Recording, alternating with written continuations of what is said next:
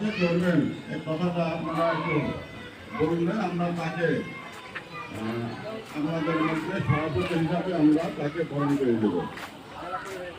আর কথা সভাপতি বলে আপনারা আমাকে ক্ষমা করবেন।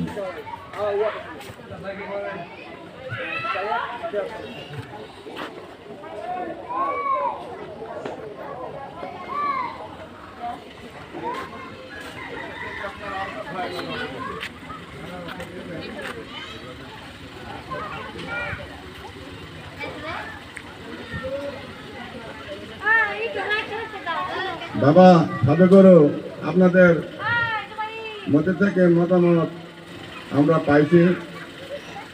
আমাদের মাঝে আলতাফ ভাই আমাদের একটা সাধু, উনি এখানে না অনেক জায়গায়তে উনি সভাপতি দায়িত্ব পালন করছেন। আজকে এই হলদারপাড়া গ্রামে আবুল ফকিরের সাধু